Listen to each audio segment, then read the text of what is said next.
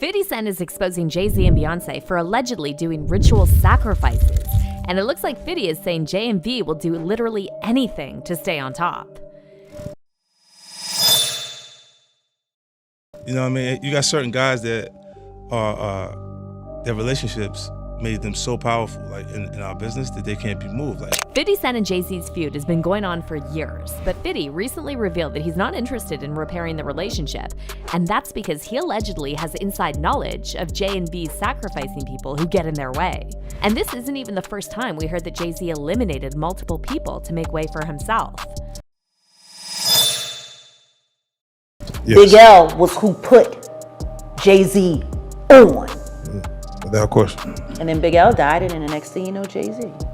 And then, you know, he starts clienteling with Tupac and clienteling with Biggie and doing songs with Biggie and building a working, you know, camaraderie with Honeycombs and AKA Diddy. As for Beyoncé, she was accused by her former team members of doing witchcraft, and 50 once claimed that Beyoncé tried to jump him over his feud with Jay.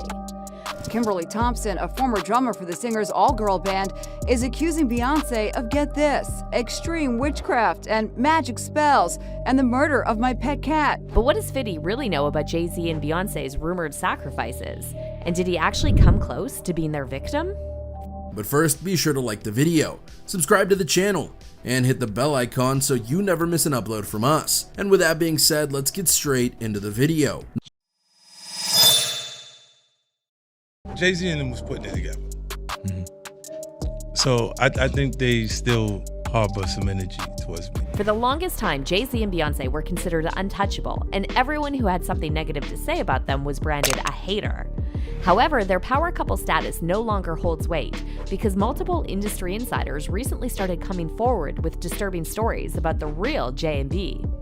One of these people is 50 Cent, who reportedly has a lot of dirt on Jay-Z and Beyoncé and their alleged involvement in Hollywood sacrifices. To give you some context, 50's feud with Jay-Z has been simmering for over 20 years, and what started as a friendly rivalry turned into something much more serious. 50 first fired shots at Jay on his 1999 song, How to Rob, and Jay retaliated on It's Hot, Some Like It Hot, with the infamous line, I'm about $1, what the F is 50 cents? However, when Jay did an interview with Angie Martinez in 2002, he claimed that he spoke to 50 and it was all love. Wait, who you and 50 Cent? Yeah, you know I put a I respect your record. Yeah, I like that record. It was hot. But you know I gotta spank you dogs. That was the conversation. No doubt. Do your thing. Right. Give each other Peace. pound. But it actually wasn't all love because Jay kept sneak dissing 50, and 50 accused Jay of buying his way to the top. There's a huge difference in energy internationally in 50 Cent and Jay-Z. In fact, his largest selling record sold 430-something thousand copies. My largest selling records, plural, 2 of them sold 5 million. That's Get Rich or Die Trying and Massacre. You know, so it's a huge difference in who we are with each other internationally. Let them be fooled in America and think there's a competition there, because America can be purchased. We can buy it with marketing dollars. 50 had also had a problem with Jay-Z's God complex, telling Rolling Stone in 2009 he has a king complex. He thinks he's effing Jesus. This Jehovah shit. And in the same interview, 50 accused Jay of betraying his former Roc-A-Fella artist, Beanie Siegel. I think Jay was saying, Rock La Familia, we family, it's the Roc-A-Fella gang. And then using traditional business tactics, 50 told Rolling Stone. He didn't have their interests in mind. He was just doing what he had to do for himself. But 50 isn't the only person who accused Jay of stepping on a lot of people to get to the top.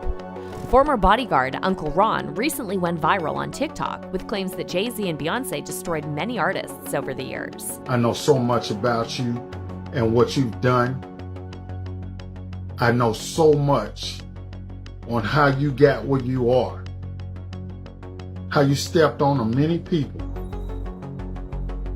Beyonce, how you guys ended Carrie Hilson's career because she said something about you. That's how hateful you guys are. How you step on anybody to stay on the top. And then Jaguar Wright, who actually used to work for Jay-Z, alleged that a lot of people who were close to Jay, like Big L, either died or had their careers destroyed so Jay could climb to the top. The first time I ever saw Jay-Z or even heard him spit a rhyme was at an MC battle, street battle in New York. But he didn't show up as Jay-Z. He didn't show up as the hottest rapper on the street. He showed up as the that was with Big L.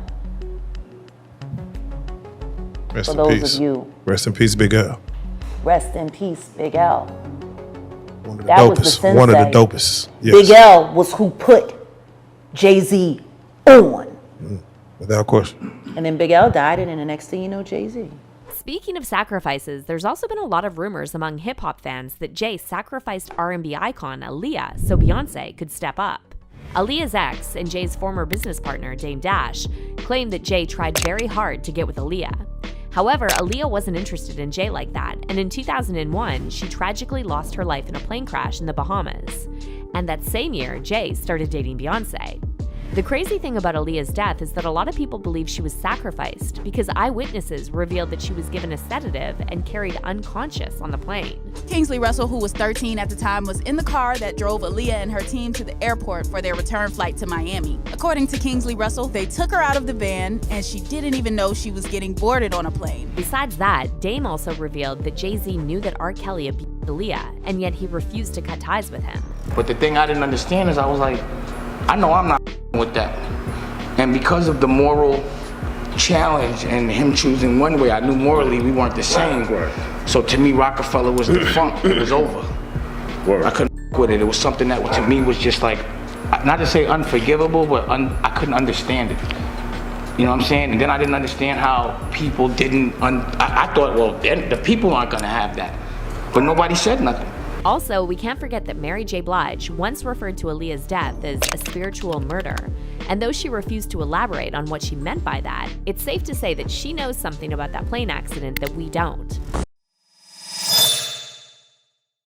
I just know that was a murder. You know what I'm saying? That was a spiritual murder, whether people know it or not. Because God don't kill people. You know what I'm saying? Whether people know it or not. And I could go deep, but a lot of people I would have to really bring proof, you know what I'm saying, for what I learned. And she just was cut down in the prime of her life. And it's so unfair. And it wasn't time. You know what I'm saying? It wasn't, I believe it wasn't her time to go because from what I know, it ain't supposed to go down like that. And just simple obedience, like, you know, your gut always won you. Just that your gut never lies to you. And something like luggage and clothes and jewelry and all this madness that we worship is called false idols. We need to really look at the bigger picture right now and look at how honey. As for Beyoncé, she's faced her fair share of accusations about doing witchcraft and performing sacrifices, and these allegations came directly from people who worked with Beyoncé for years. In 2018, Beyoncé's former drummer of 7 years, Kimberly Thompson, accused Beyoncé of doing extreme witchcraft, and she even filed for a restraining order against her.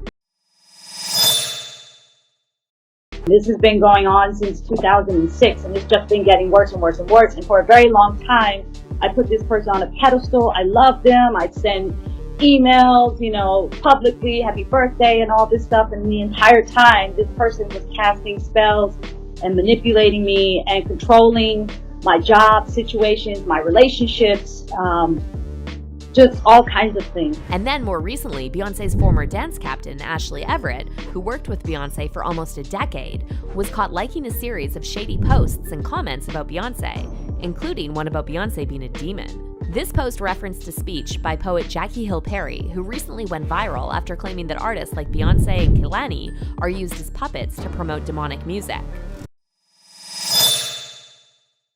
I don't know who told us you got to be a witch to be black. You are not more black by engaging in witchcraft. That is still propagating a white supremacist lie that black people in Africa didn't know Jesus.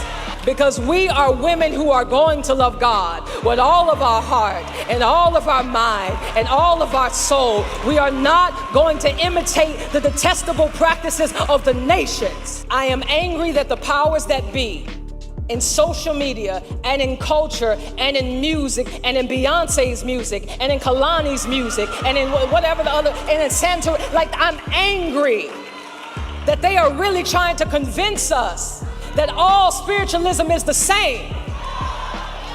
And we have digested this impurity and this, we want so bad not to be legalistic that we actually become profane. As for 50 Cent, he previously claimed that Beyonce actually tried to jump him over his feud with Jay-Z.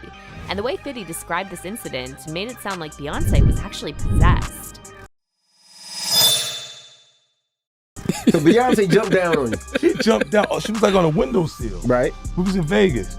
She said, "I come on, I'm talking to her." She jumped down. She was like, "Duh, duh, duh." And I'm like, "Wait, what is you doing?" That stuff, that's me and Jay-Z stuff. This ain't got nothing to do with you, girl. So Ho wasn't there? I'm talking to Jay. You're talking to Jay. As soon as I talked to Jay, she jumped down, came over. I said, "Oh shit, look at this." They about to jump you. Nah, she came like she was ready. She was like ready. I thought something was gonna happen. And I'm like, "Yo, whoa." She's throwing me off now. Because I don't know exactly how to respond to it. By the way, Kanye West also recently claimed that Beyonce and Jay-Z are controlled by the elites. And he pointed out how in Hollywood, a lot of people connected to these big stars either die or disappear under suspicious circumstances. You get what I'm saying? They can control Shaq. They can control Charles Barkley. They can control LeBron James. They can control Jay-Z and Beyonce. No, you, man. But they can't control me. You're out in Hollywood, a lot of people come up missing. Feels like it might be a lot of that in order to control, traumatize. They want to monetize and traumatize. And now we're again hearing from 50 Cent that he has no intention of ever making peace with Jay and Beyonce because these two put business above everything and anyone else. In his recent interview on Big Boy TV, 50 alleged that Jay tried to use his connections with the NFL to sabotage his performance at the 2022 Super Bowl. However, Eminem ended up giving Jay an ultimatum and told him he won't perform unless 50's there. Jay-Z and them was putting it together. So I think they still harbor some energy towards me. You think you were purposely left out of the ad? No. Oh, okay. I don't think. I think that they were saying the NFL had some issues with me that I don't know what those issues are. Like, what is the issue? You start looking at that's not mine. That's theirs. They are, right? But when you look at M is looking at the entire legacy. Yeah. The whole thing, like with M, Dre, myself. Like I'm a shady aftermath. You see what I'm saying? Like, it do so much G-Unit records. Right. They forget that I'm M and Dre's artist. Also, when 50 recently appeared on The Beat with Ari Melber, he was asked about Billboard putting Jay-Z as #1 on their list of top 50 greatest rappers of all time.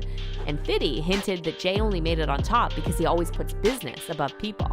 And when Ari asked 50 to describe some of the rappers on the list with one word or phrase, here's how 50 responded. Future. Talent. Nas. The best. Jay-Z.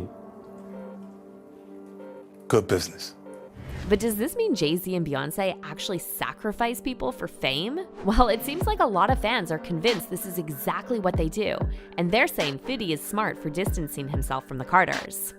Explains a lot for me, one fan said. I wondered how Jay got all the recognition for a talent I never saw back in the day. Climbing over others makes sense to me. And another fan wrote, I love 50 and give him props for always speaking facts when it comes to the dark industry. But he's talking a lot lately, so we hope he's not going to suddenly pass away just like all the others, especially those close to the rivals of Jay-Z, Beyonce, and Puff.